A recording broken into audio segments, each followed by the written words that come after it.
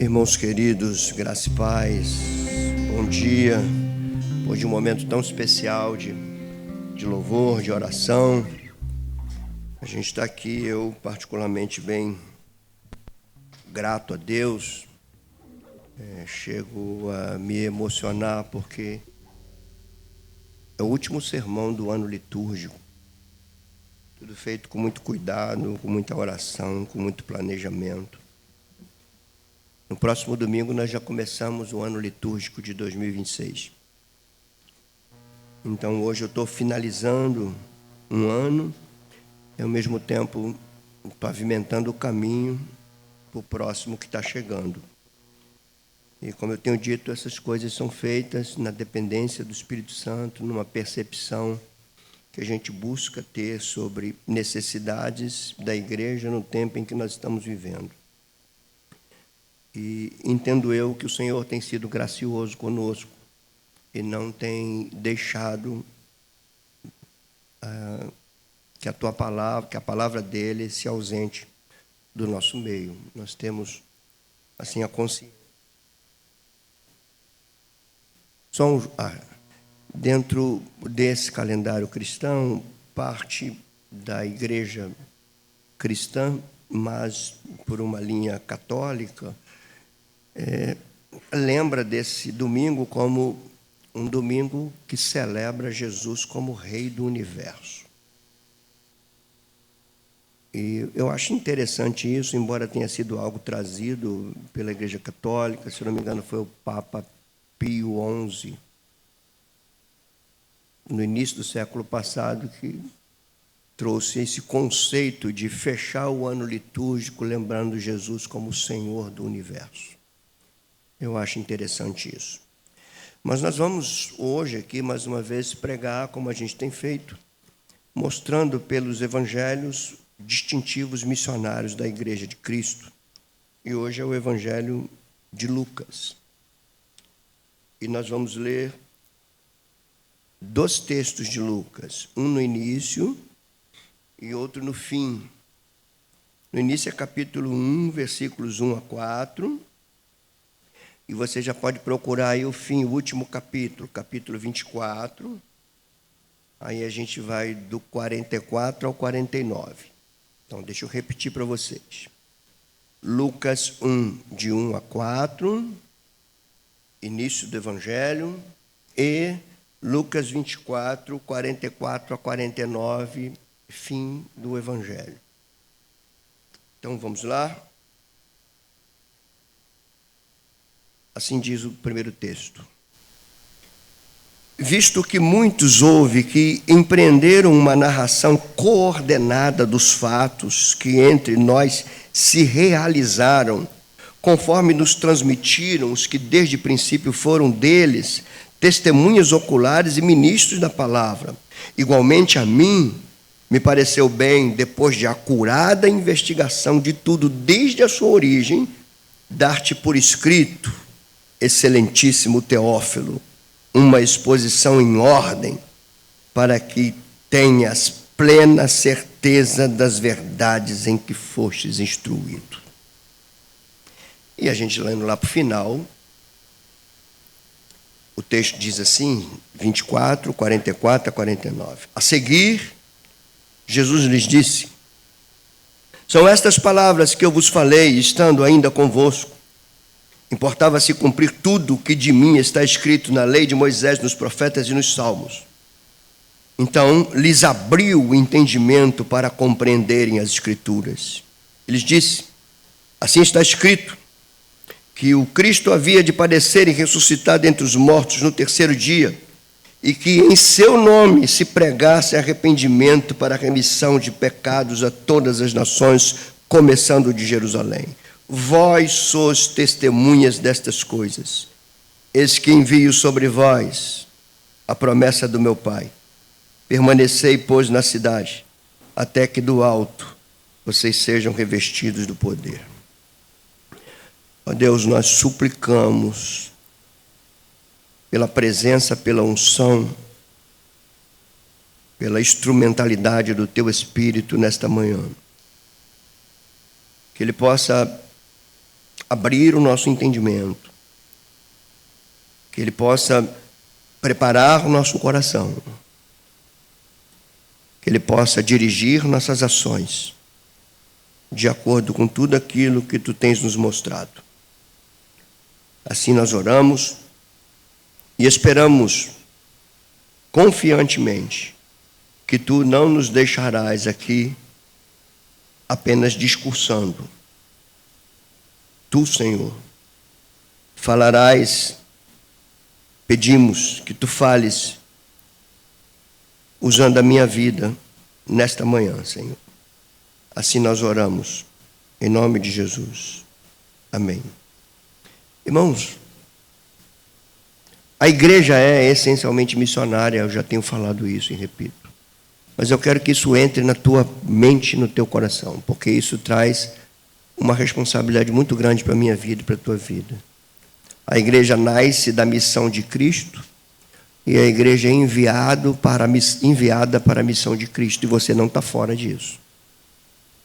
Então, o desejo do meu coração para você, ao você ouvir esse sermão, é que você entenda que você foi chamado para viver em missão, que você recebeu o Espírito Santo para estar em missão, que você precisa se capacitar para viver em missão, que você precisa moldar a tua vida de acordo com a missão, que você precisa refletir na maneira como você tem levado a tua vida e se ela condiz com aquilo que Jesus fez pela tua vida.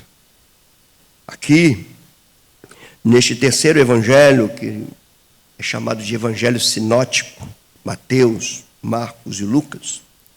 Então, nesse evangelho de Lucas, juntamente com o evangelho de Mateus e com o evangelho de Marcos, o autor expõe a vida e a obra de Jesus Cristo. Mas ele expõe a vida e a obra de Jesus trazendo uma dimensão missionária disso. Por quê? Lucas, que está escrevendo, está em missão. Ele escreve sobre o endosso apostólico de Paulo, que está em missão.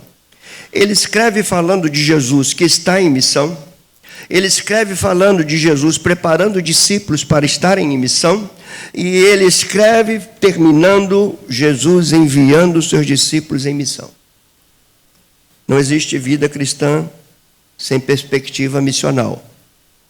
Do contrário, irmãos, nós somos um ajuntamento de pessoas que nos iludimos e iludimos aos outros com momentos de emoção cultica, mas sem comprometimento com a razão de Jesus Cristo ter morrido e ressuscitado por nós. Então, quero que você preste bem atenção nisso. O evangelho de Lucas é um evangelho diferenciado. Ele talvez seja o mais excelente, textualmente falando.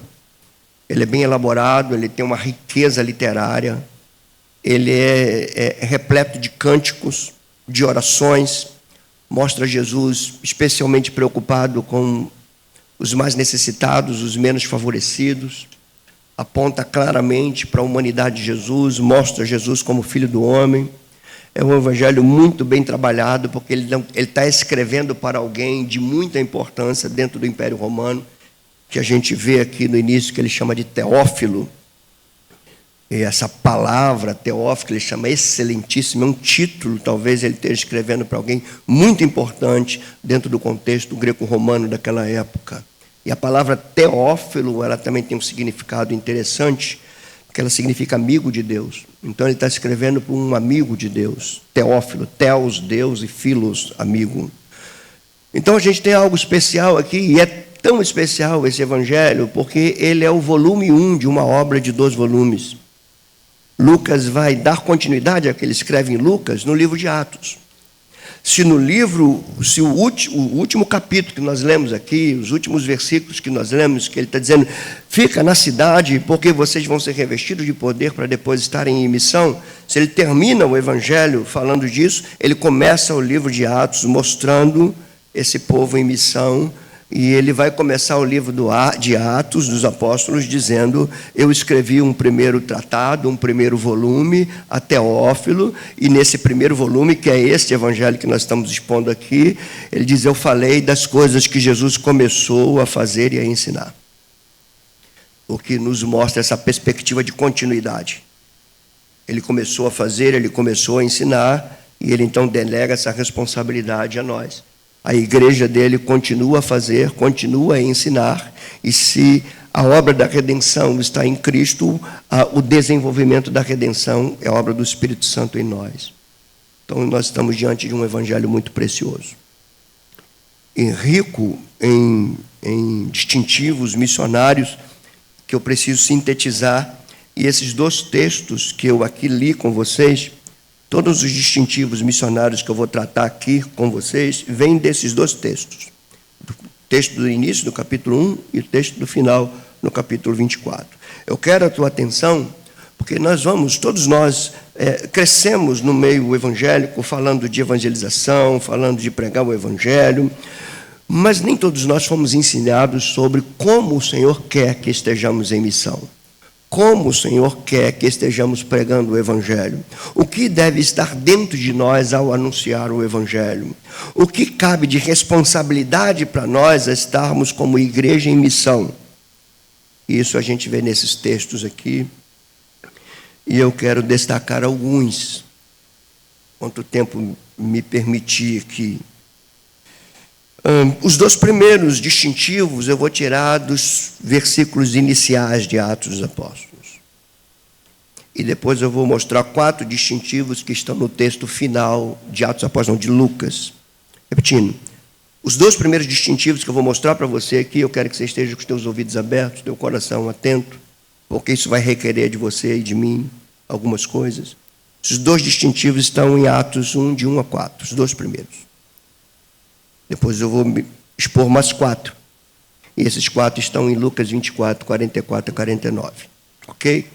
Então fica com os teus olhos no texto, porque quem fala tem que falar segundo os oráculos de Deus. Poderíamos perguntar, o que o Senhor requer de nós para estarmos em missão? Baseado nesses 2 textos. Primeiro, precisamos entender, você precisa entender, que a missão se realiza a partir de uma convicção histórica e teológica da vida e da obra de Jesus Cristo. Repetindo, é necessário convicção. Uma convicção histórica, porque a obra de Jesus ocorreu na história, a morte dele não foi uma invenção, a ressurreição dele não foi algo criado pelos apóstolos, aconteceu na história, os homens viram, as pessoas viram, testemunharam, os historiadores contam isso, e cabe a nós nos aprofundar nisso, entender isso, nos esforçar para compreender isso a ponto de transmitir isso para outros. Aquilo que vamos transmitir para os outros deve estar assentado em nós, compreendido por nós, e isso requer de nós labuta. Por isso que ele vai dizer, olha como Lucas começa o evangelho dele. Olha como é que Lucas em missão, o que ele diz? Visto que muitos houve que empreenderam uma narração coordenada dos fatos que entre nós se realizaram, então ele está fazendo missão, pregando sobre fatos que foram realizados. Aconteceu na história. Eu penso que às vezes a gente tira um pouquinho isso da mente, irmão. A gente ainda não tem uma compreensão como deveríamos compreender, ou melhor, a gente não tem um comportamento como deveríamos ter nas datas mais importantes do cristianismo. Jesus nasceu, ciclo do Natal. Por que ele nasceu? Qual a razão dele ter nascido? Que implicação tem o nascimento de Jesus com as promessas do Antigo Testamento? Que implicação tem o nascimento de Jesus com a minha redenção? Estamos chegando no Natal. E se você não tiver uma narrativa coordenada dos fatos históricos, aquilo pode ser para mim e para você algo visto com os olhos do paganismo. Daqui a alguns meses é a semana da paixão de Cristo. Que ele morreu e que ele ressuscitou. Aconteceu na história. Será que nos prepararemos para essa data? Será que poderemos reunir famílias e falar a nossos amigos e vizinhos por que ele morreu? Por que ele ressuscitou? Como isso aconteceu? Quem tem essa prerrogativa? A igreja? Nós. Lucas está fazendo isso com um homem chamado Teófilo. E ele quer, por meio do Teófilo, que esse texto dele chegue a uma comunidade cristã no primeiro século. E ele, além disso, ele vai dizer da narrativa coordenada dos fatos que foram realizados. Ele diz, conforme transmitiram os que desde o princípio foram deles testemunhas oculares. Isso fala de continuidade. Isso fala da gente ouvir aqueles que falaram antes. Isso fala da necessidade de nós colocarmos os olhos na maneira como os apóstolos relataram a morte e a ressurreição de Jesus. Por isso, irmãos, falo com o meu coração sincero. Se você está domingo aqui, e entre um domingo e o outro você não tem nenhum interesse de se aprofundar nisso, você não pode estar em missão. Você não pode falar do que você não sabe. E você nunca vai saber se você não tiver interesse em saber. Conhecimento. Repare, no verso 3, Lucas vai falar assim, igualmente a mim, me pareceu bem, depois de acurada investigação, sem esforço. Investigação, pesquisa, procura, estudo. Ele está estudando a coisa mais importante de todos os tempos. Ele está se interessando em conhecer algo que não pode se comparar a qualquer outra coisa. Irmãos, eu falo com o coração apertado também, porque eu tenho consciência que Deus está nos chamando para despertar uma consciência e uma prática missionária. Mas eu vou repetir algo que tenho visto muito, e que eu sei que é repetitivo, talvez redundante, mas ele exemplifica muito a falta de coerência nossa. Ao que me parece, nós estamos mais preparados para falar dos acontecimentos políticos, para falar dos acontecimentos futebolísticos, para falar dos acontecimentos midiáticos, para falar do enredo da próxima novela, do que da morte e da ressurreição de Jesus Cristo. Tem pessoas mais interessadas em estudar suas ideologias, pessoas mais interessadas em estudar sua preferência esportiva, pessoas mais preocupadas em estudar seu partido político, com quem ele defende, com unhas e dentes. Eu não vejo muita gente procurada em estudar a morte e a ressurreição de Jesus. E não existe missão sem essa compreensão. Vejo muita gente envolvida, aplicada, quando tem que realizar um evento na igreja. Vejo pouca aplicação para se debruçar na Escritura, para entender o que os apóstolos escreveram, registraram, e que nem o tempo apagou. Ninguém foi capaz de deter a Escritura Sagrada. Então ele diz, eu fiz acurada investigação de tudo, desde a sua origem. Para quê? Para te dar por escrito. O que Lucas está falando para Teófilo aqui? O que eu estou te dando por escrito, Teófilo, é um fato. São fatos que aconteceram. Não foi um insight da minha cabeça. Muitos falaram desses fatos. E eu também, igualmente, eu investiguei a fundo. Eu derramei suor, eu perdi noite de sono, mas agora eu estou te dando por escrito, ó excelentíssimo Teófilo, e eu te escrevi em ordem para você entender, para que você compreenda. Nós nunca poderemos, irmãos, anunciar a solução para o mundo sem que isso não esteja entranhado em nós. Que esse anúncio dele ao mundo seja algo oriundo do nosso empenho ferrenho por ler, conhecer, estudar, aprofundar. A sociedade é outra. Os comportamentos são outros. A filosofia que dirige a sociedade hoje é outra. Mais do que nunca, a igreja precisa compreender Cristo na sua profundidade.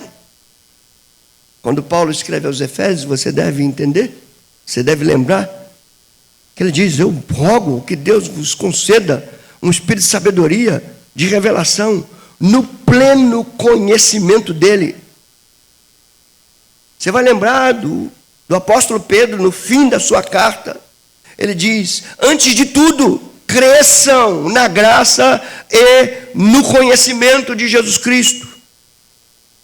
Como podemos anunciar Jesus em missão, se não temos disposição para buscar conhecê-lo cada vez mais, e não se conhece a Cristo pelos insights emocionais, se conhece a Cristo por aquilo que foi registrado dele pelos apóstolos?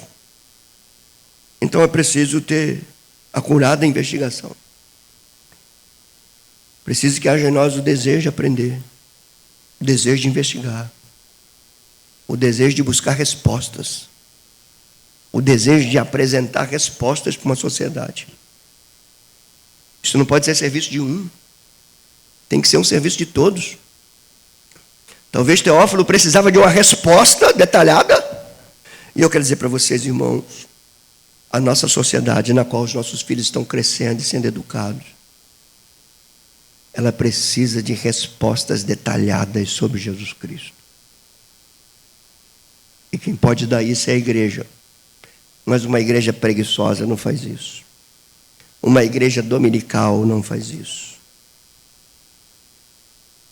Jamais, irmãos.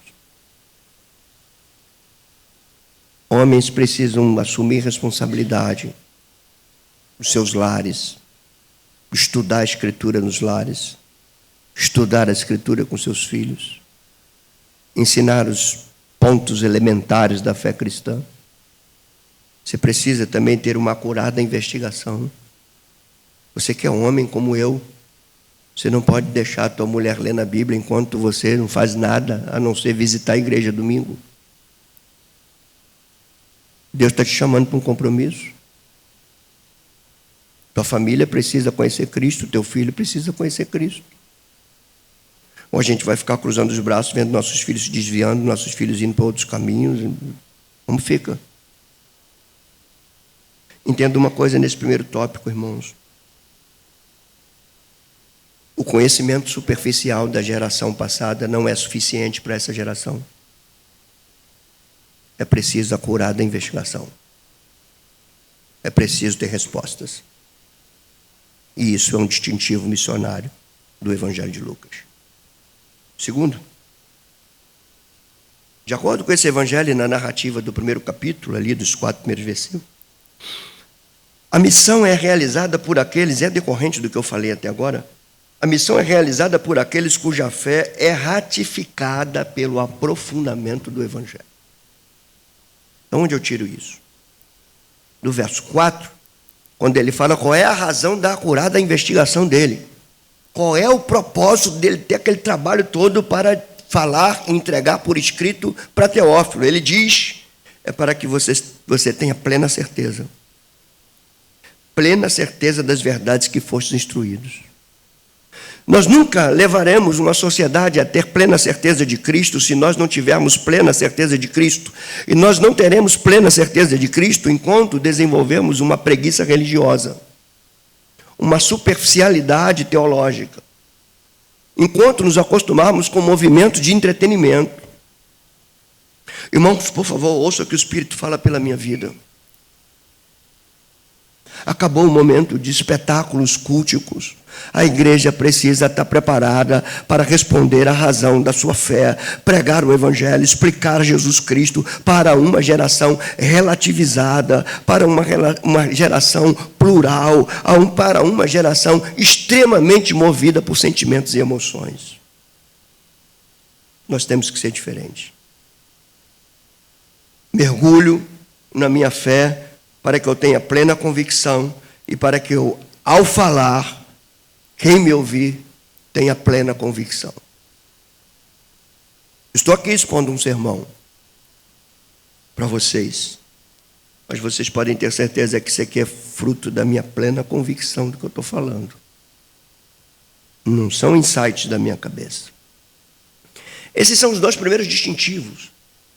Necessidade de investigação, de aprofundamento, de procurar conhecer para poder transmitir, e ao transmitir gerar convicção em quem ouviu, porque aquele que ouviu, ouviu de quem tem uma convicção do que falou. Até aqui nós entendemos. Agora, partindo para o final desse evangelho, nos capítulos 24, versos 44 a 49, a gente vê mais 4 distintivos ali que eu preciso partilhar com vocês. O primeiro deles, ou o terceiro da nossa lista aqui, e de extrema importância para os nossos dias, é entender que a missão cristã, a missão confiada a nós, requer o reconhecimento pleno de que Jesus é o cumprimento da Escritura. Esse é um ponto fundamental. A Escritura se cumpre em Cristo. E ele mesmo diz isso. Quando reunido com seus discípulos, ele diz isso, no verso 44. A seguir, Jesus lhe disse: são estas as palavras que eu vos falei, estando ainda convosco. Importa se cumprisse tudo o que de mim está escrito. Aqui ele fala das 3 divisões da Bíblia hebraica: da lei de Moisés, dos profetas e nos salmos. Ele está dizendo: a Escritura testifica de mim. Eu sou o cumprimento da Escritura. Se isso estiver encarnado em nós, irmãos, se isso não for apenas uma tese teológica, um ponto teológico, Jesus é o cumprimento da Escritura. Então em Jesus tudo se cumpre. Se Jesus disse que haverá um fim, se Jesus disse que haverá um dia de juízo, se Jesus disse que haverá um dia onde todos terão que se apresentar a Ele, é porque vai se cumprir. E envolvido com essa verdade, você tem que sair no mundo, proclamando o Evangelho, revestido de um senso de missão, porque conhece o que está falando, porque procurou se aprofundar no que está falando, porque tem convicção do que está falando, porque está certo de que aquilo que está falando se cumpre, porque a Escritura se cumpre em Jesus Cristo. Cristo é o centro, irmãos. O alfa, o ômega, o meio, centro da minha vida, da tua vida. Então, repito aqui, ratificando esses 3 primeiros distintivos. Busque se aprofundar. Busque crescer em convicção. Entenda que todos que estão ao seu lado, à sua volta, precisam entender que Jesus cumpriu a Escritura e que aquilo que disse que acontecerá, acontecerá. Aqueles que estão à sua volta terão que estar diante dele. E cabe a você anunciar isso, se é que isso está dentro de você. O quarto distintivo está aí nesse final, né? Eu digo que, baseado no verso 45, eu digo que a missão é realizada por aqueles que reconhecem o aspecto sobrenatural da Escritura e que reconhecem a impossibilidade humana de conhecer e entender aquilo que transcende a nós. Só conhecemos e entendemos pela ação soberana do Senhor em nossas vidas. Muita gente querendo conhecer Cristo apenas de forma racional. Cristo transcende a tua razão limitada e pecaminosa. Não está em você e em mim a capacidade de compreender aquilo que Ele falou de si mesmo. Não está em mim e em você a capacidade de compreender Cristo por aquilo que a palavra revelou dele. Ele é o cumprimento da Escritura, mas não está em mim e em você a capacidade de perceber isso. Ele diz no verso 45, Lucas vai dizer, depois dele falar que a Escritura aponta para ele, que ele é o cumprimento da Escritura, Lucas diz assim, então, essa palavra é a chave. Então, ou seja, depois de Cristo se revelar, então lhes abriu o entendimento para compreenderem as Escrituras. Reparem, irmãos, a Escritura é transcendente, mas ela precisa ser entendida. Para ser entendido, nosso entendimento tem que ser aberto. Para o nosso entendimento ser aberto, é preciso a ação do Senhor em nossas vidas. Isso nos conduz a um ponto essencial da missão, que é a vida dependente, a vida de entrega ao Senhor, a vida devota. Eu quero dizer uma coisa assim, do meu coração, como um pai falando para filhos. Como um pai falando para filhos. Meus irmãos, não brinquem de ser crentes. Não façam isso. Não façam isso. Não brinquem de ser crentes. Não bata teu cartão domingo e entre um domingo e outro. Você é outro. Faça isso não. Sabe por quê? O Senhor quer abrir o teu entendimento. Se disponha para isso. Curva teus joelhos diante dele. Abra a Escritura com reverência. Tenha comunhão com ela diária. Comece a se sentir incomodado quando passa-se anos de você na igreja e você não sabe responder o que você crê. Mas você responde muitas outras coisas. Comece a entender o que eu estou aqui me esforçando para falar. É um esforço espiritual, é um esforço mental e é um esforço físico para mim hoje aqui. Derramando a minha vida diante desse texto. Quem abre o teu entendimento é o Senhor. Então disponha-se. Apresente-se a Ele. Fala como os salmistas, atrai o meu coração. Ensina-me os teus caminhos. Desvenda os meus olhos para eu contemplar a maravilha da tua palavra. Pega a tua Bíblia todos os dias com reverência. Dobra os teus joelhos. Clama ao Senhor, Senhor, dai-me entendimento dessas palavras. Elas são o meu guia, o que direciona a minha vida. Por meio dela eu vou conhecer Jesus. Por meio dela eu vou conhecer a obra de Jesus. Por meio dela eu vou conhecer a mim mesmo. Por meio dela eu vou poder instruir meus filhos. Por meio dela eu vou poder falar aos meus amigos, aos meus irmãos. Lembra de umas palavras mais repetidas de Jesus, quando ele diz, do que a boca fala? Do que o coração está cheio. Qual o exercício que você deve fazer?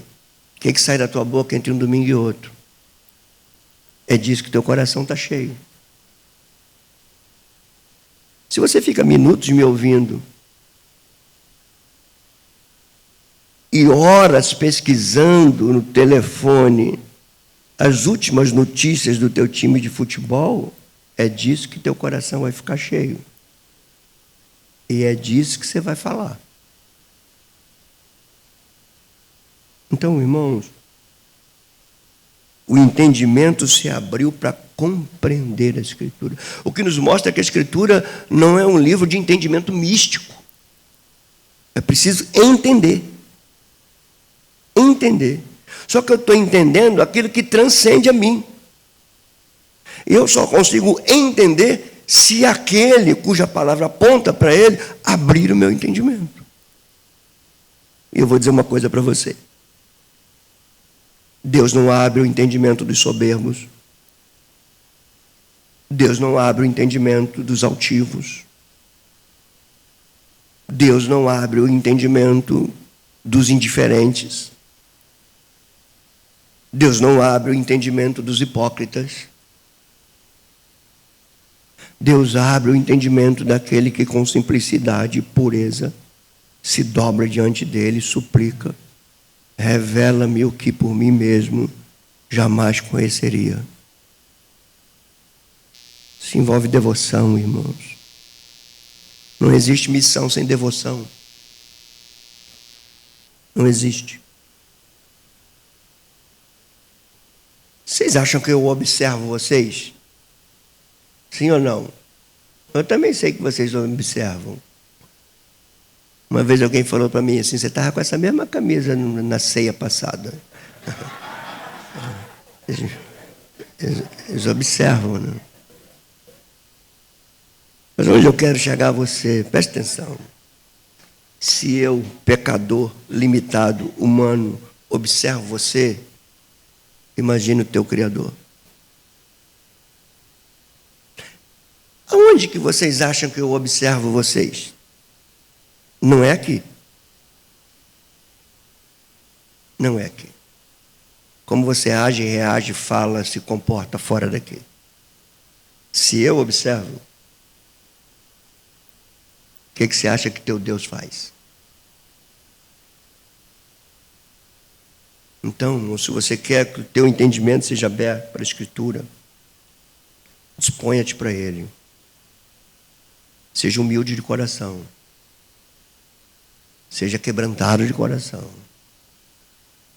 Você não compra o entendimento com sacrifícios religiosos. Salmo 51 já dizia isso. Quando Davi falava assim: se tu desejasse sacrifício, eu daria para ti. Mas tu queres um coração contrito, quebrantado, verdadeiro, sincero. E aqui está uma riqueza do cristianismo, do evangelho. Porque esse entendimento, que ele diz, entendimento para compreender a Escritura, esse é um entendimento que é para todos. Não é só para quem é intelectual e teólogo. Até o analfabeto e o semi-analfabeto pode compreender a grandeza da palavra de Deus quando o Senhor desvenda os olhos do coração para compreender. E vou dizer uma coisa: quando isso entra, não sai mais.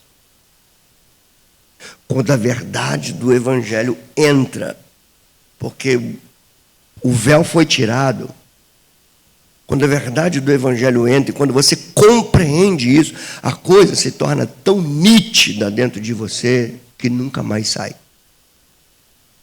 Isso vai passar a ser as suas lentes. Você vai começar a enxergar as coisas à sua volta pelas lentes daquilo que o Senhor permitiu que você compreendesse. Esse é o quarto distintivo. Entendendo que estar em missão não é tão simplório como a gente pensa. É muito mais do que marcar um dia e o horário ali, vamos entregar folheto aí. Olha os distintivos. Olha quem o Senhor está enviando. Passou a vida toda dele ensinando esses discípulos, e agora dizendo: agora vai.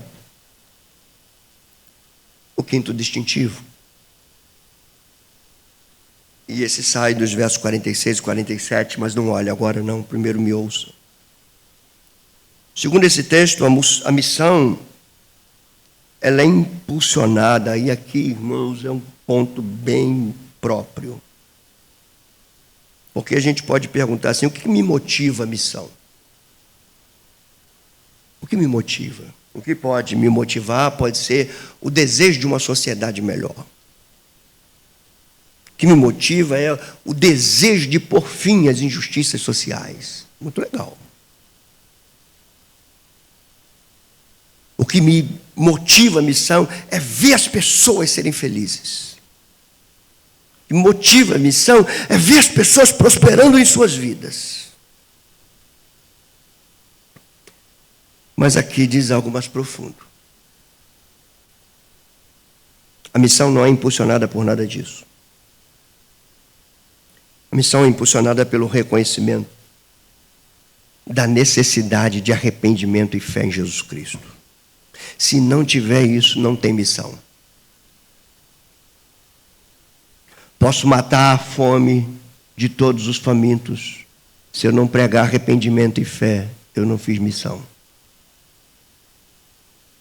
Posso falar de um Cristo que cura. Se eu não pregar arrependimento e fé, não tem missão. Porque sem arrependimento e fé não tem conversão. Sem conversão não tem união com Cristo. Sem união com Cristo não somos um só espírito com Ele. Repare o que diz os versos 46 e 47. Ele disse, assim está escrito, que o Cristo havia de padecer, ressuscitar dentre os mortos. Ó, o evangelho aqui, ó. Morte e ressurreição. Ele disse, estava escrito que o Messias, que o ungido, havia de padecer, ressuscitar dentre os mortos no terceiro dia. Ressuscitar dentre os mortos no terceiro dia, e o verso 47 está aqui a chave. E em seu nome, nome de quem? Nome daquele que padeceu e venceu a morte. Em nome daquele que as Escrituras apontavam. Em nome daquele que cumpriu as Escrituras. Em nome dele, o que a gente faz? Em nome dele, o que você e eu somos chamados para fazer? Em nome dele, nós somos chamados para fazer o que nenhuma instituição de caridade consegue fazer, pode fazer, tem autorização para fazer. Que em seu nome se pregasse arrependimento para a remissão de pecados a todas as nações.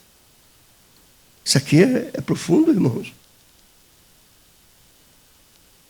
O texto nos diz que a igreja que está em missão precisa saber que o mal da humanidade está no pecado, e a solução do pecado está no arrependimento e na fé em Jesus Cristo. Essa é a mensagem nossa. Aqui devemos, com muita honestidade, parar e pensar em todas as nossas ações ministeriais, cristãs. Nós podemos colocar uma tinta naquilo que estamos fazendo, irmãos. Mas se aquilo que nós estamos fazendo não apresenta Jesus como a solução para o ser humano, não apresenta o perdão do pecado como a solução do ser humano, não mostra que o pecado é a causa do mal da humanidade, se nós não fizermos isso, nós não somos igreja. Não vamos diferenciar em nada de qualquer ONG dessa. É igreja. Com isso, não estou falando que a igreja não tenha que crer na cura, na libertação, na pessoa encontrando paz, encontrando alegria, nas injustiças sociais sendo denunciadas. Tudo isso a igreja faz. Mas se a igreja fizer tudo isso e não falar de arrependimento e fé em Jesus Cristo, ela não fez missão. Entenda isso com clareza, irmãos. Repetindo, no 47, em seu nome se pregasse arrependimento para a remissão de pecados de todas as nações, começando de Jerusalém. Então é de dentro para fora. Começando em você, começando na tua casa, começando na nossa igreja, para fora. É um testemunho interno que se externa e vai para fora. E ele finaliza dizendo, vós sois testemunhas destas coisas. Irmãos, isso aqui é extremamente complicador para nós. Jesus está dizendo, vocês testemunharam com os olhos de vocês. Vocês sabem que a solução do mundo está na remissão dos pecados. Então, isso que vocês viram, anunciam. E aqui é um ponto simples de conclusão.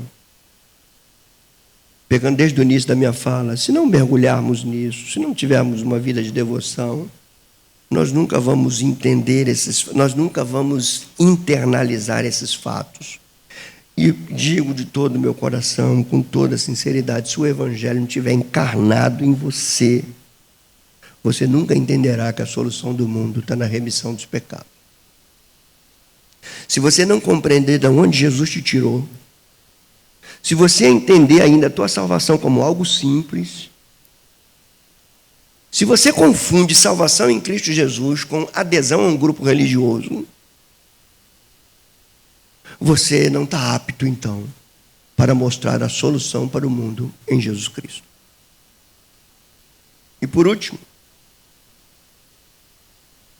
de acordo com esse texto, a missão só é levada adiante pela consciência da necessidade que temos e sempre teremos do Espírito Santo e do poder dele para testemunhar de Jesus Cristo. É o que ele diz no verso 49. O que ele diz? Eu vou enviar sobre vocês a promessa de meu Pai. O que é a promessa do Pai? É o Espírito Santo. E depois ele diz o quê? Qual é a palavra que vem depois? Permaneçam. O que ele está dizendo? Não vão. Não partam. Não saiam em campo. Por quê? Porque vocês não estão aptos. Porque vocês precisam ser revestidos de um poder que não vem daqui. Então vocês fiquem na cidade até que do alto vocês vão ser revestidos de poder. E você vai ver esse Lucas falando isso em Atos, quando ele diz: descerá sobre vós o Espírito Santo. O poder do Espírito Santo, e vocês serão testemunhas desde Jerusalém até os confins da terra. Crente em Jesus Cristo, que está aqui me ouvindo, você que está em casa me ouvindo. Se você não buscar uma vida de comunhão com o Espírito Santo, você não está apto para estar em missão. A missão não é feita na tua intelectualidade, a missão não é feita na tua habilidade. Você não é páreo para um mundo hostil ao Evangelho. Você não é páreo para pregar o Evangelho onde o Evangelho é resistido. Então, se você se põe hoje no tempo que a gente vive, chamado de pós-modernidade, marcado pelo pluralismo, pelo relativismo, pelo inclusivismo, marcado por ideologias que estão tomando conta do comportamento das pessoas e que muito crentes estão bebendo dessas fontes. Tem muito crente bebendo de fonte ideológica extremamente hostil ao Evangelho. Muita gente dentro da igreja. Então, eu termino aqui essas lições, ou esses indicadores ou distintivos, dizendo para você e para mim: nossa igreja precisa dobrar os joelhos para orar, para buscar o Espírito Santo. Irmãos,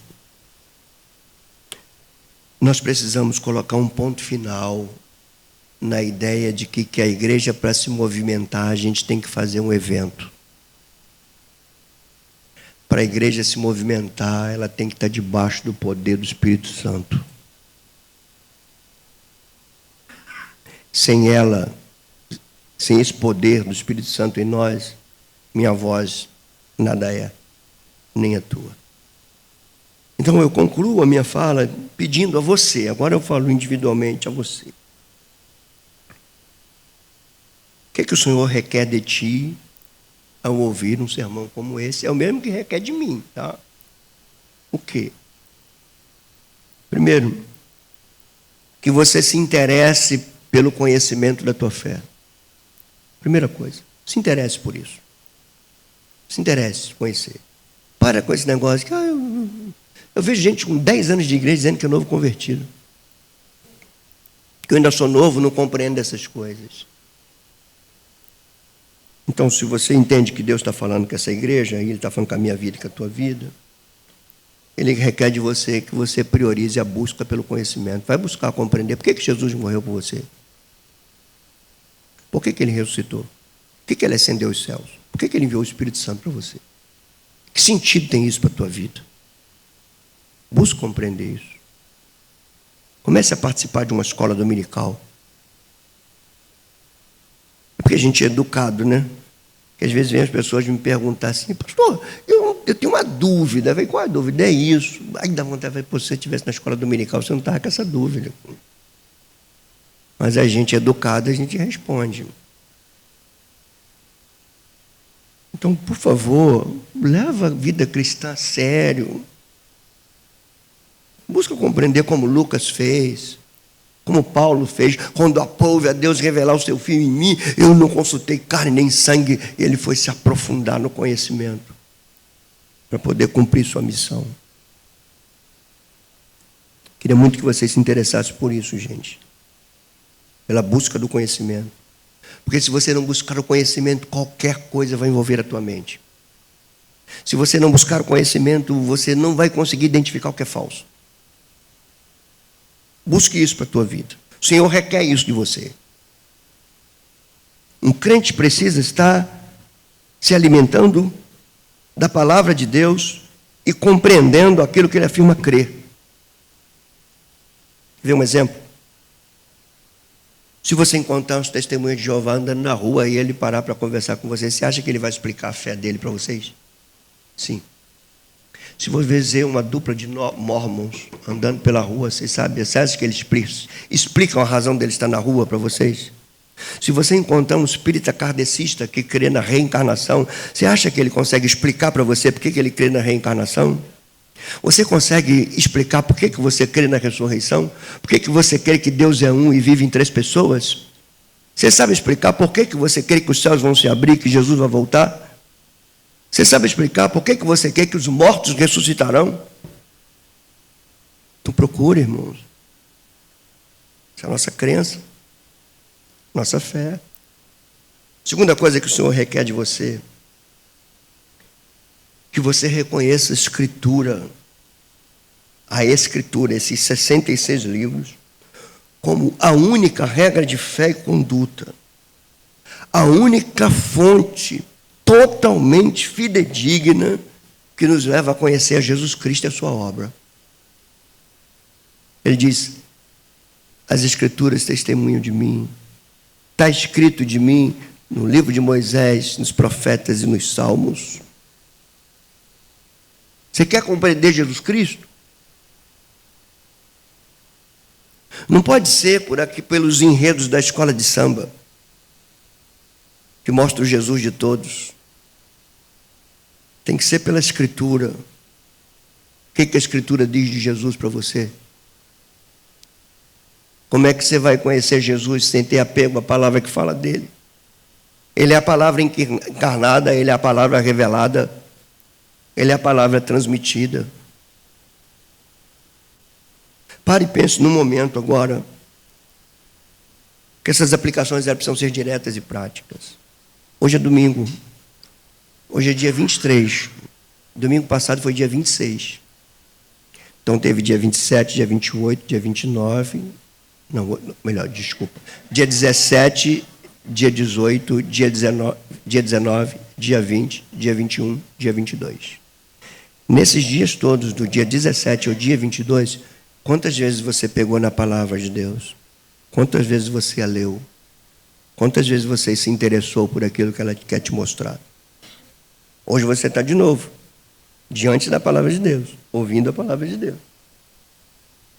Mas o Senhor requer de você e de mim que você reconheça que a tua vida tem que ser dirigida pela Escritura, que a tua compreensão de Cristo tem que ser legitimada pela Escritura, pela tua compreensão de missão tem que ser legitimada pela Escritura, porque se não for assim, você vai colocar outra coisa no lugar da Escritura, e a Escritura será apenas um detalhe em textos que importam para você. Uma terceira coisa que o Senhor requer de você que você tenha consciência plena de que a solução do mundo está na remissão dos pecados.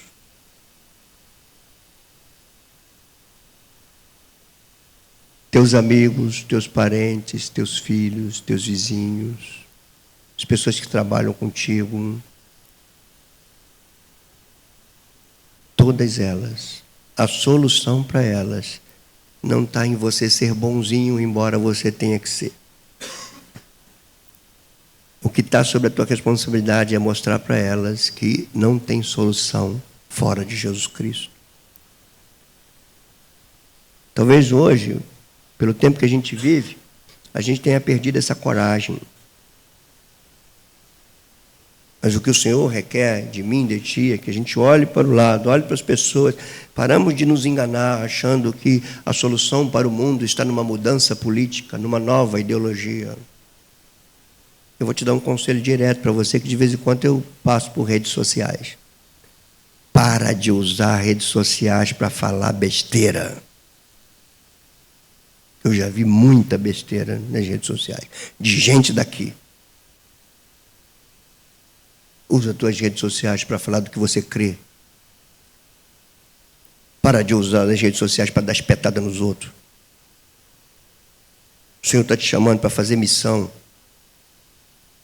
Entender que a solução é Jesus Cristo é o único que perdoa pecados. A solução é aquilo que separava o homem de Deus, tem solução em Jesus Cristo, que é preciso arrepender e crer nele.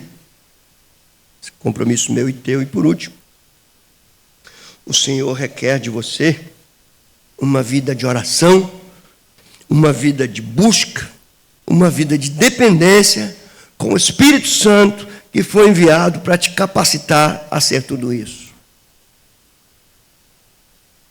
Se tuas experiências de oração só funcionam quando você sentir algo místico, para.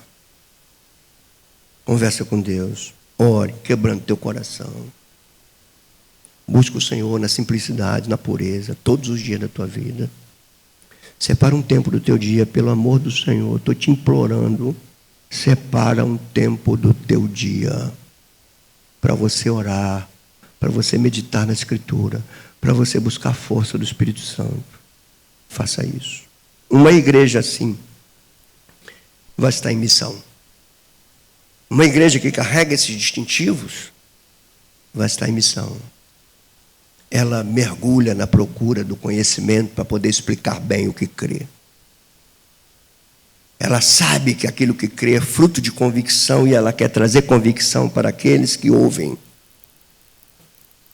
Ela entende que Jesus é o cumprimento da Escritura e também entende que sem Ele não se compreende a Escritura.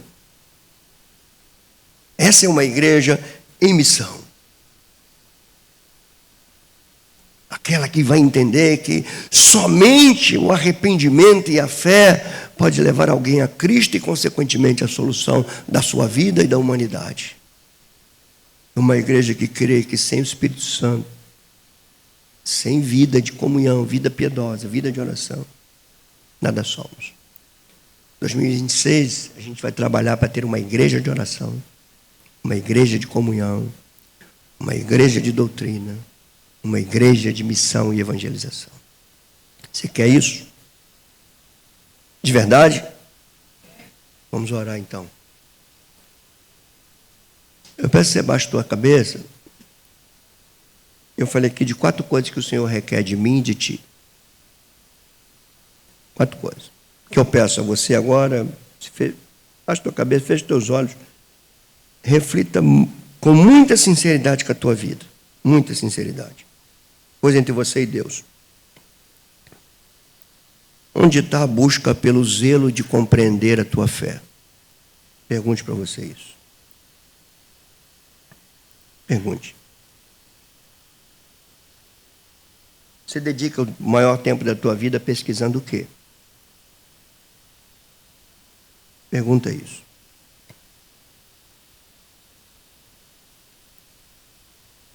Pergunta para você mesmo assim, será que eu ainda creio que a solução para o mundo está no arrependimento e na fé em Jesus Cristo. Ou se toda essa transformação social roubou paulatinamente isso da minha vida. Será que eu não estou entendendo que basta ter a igreja cheia já é a solução? Pare e pensa, por favor. Pare e pensa também, pergunte para você mesmo. Será que eu tenho buscado o Espírito Santo com o objetivo de ter poder para testemunhar de Jesus? Para falar com convicção do autor e consumador da minha fé? Será que eu entendo que a Escritura é a única regra de fé e de conduta para a minha vida e o único meio pelo qual eu posso compreender Jesus Cristo? Será que eu entendo isso? Deus bendito, nós nos rendemos a Ti, Senhor. Isso não são coisas da nossa cabeça, Senhor. Tua palavra que a gente lê e às vezes a gente não percebe aquilo que ela está mostrando para nós. A missão não é feita, Senhor, nas nossas boas estratégias, inteligentes estratégias. Precisamos desses distintivos que Tu nos mostraste no Evangelho de Marcos, no Evangelho de Mateus, no Evangelho de Lucas hoje. Queremos isso nessa igreja, Senhor. Queremos isso nas nossas casas, Senhor. Nós sabemos que a luta é muito grande, Senhor. Nós reconhecemos que talvez já tenhamos nos distanciado muito dessa essência. E a gente tem dificuldade de retorno. Mas não há nada impossível para Ti. Queremos retornar, Senhor. Não temos dificuldade de reconhecer diante de Ti as nossas negligências. Nós reconhecemos diante de Ti que às vezes o domingo é o único momento que a gente tem que reflita um pouquinho na Tua palavra. O restante são momentos superficiais. Só Tu podes colocar o desejo no coração de cada filho Teu para compreender aquilo que afirma crer, para buscar com zelo o conhecimento, para ser resposta para uma geração perdida como a nossa. Toca, Espírito Santo, no coração de cada um de nós aqui, cada um. Volte a ser o primeiro, Jesus. Volte a ser o primeiro. Queremos voltar a ter a Ti como o primeiro amor. Viver para Ti. Dedicar nossa vida, nosso ser, nossas famílias, nossos bens, tudo para Ti, para o Teu reino, para a missão que Tu confiaste a nós. Estamos terminando o ano litúrgico com emoção no coração, Senhor. Às vezes olhamos para trás de tudo que Tu nos falaste desde novembro do ano passado até agora. Quanta coisa, Senhor. Quanta palavra, quanto conteúdo. Estamos nos preparando para iniciar mais um ano. Colocamos isso em oração diante de Ti. E esses distintivos estejam presentes na vida desta igreja, na vida daqueles que nos ouvem, e que Teu nome, Senhor, seja glorificado. Dê força a esse homem e essa mulher, quando chegarem em casa, tratarem das coisas do Senhor. Talvez eles tenham que se perdoar, talvez eles tenham que colocar de novo Cristo no centro. Talvez precisamos de muitas coisas, Senhor. Mas venha nos avivar. Por favor, Senhor, venha nos trazer um avivamento de fé e de conduta. Rogamos a Ti, cremos em Ti, esperamos em Ti. Em nome de Jesus. Amém.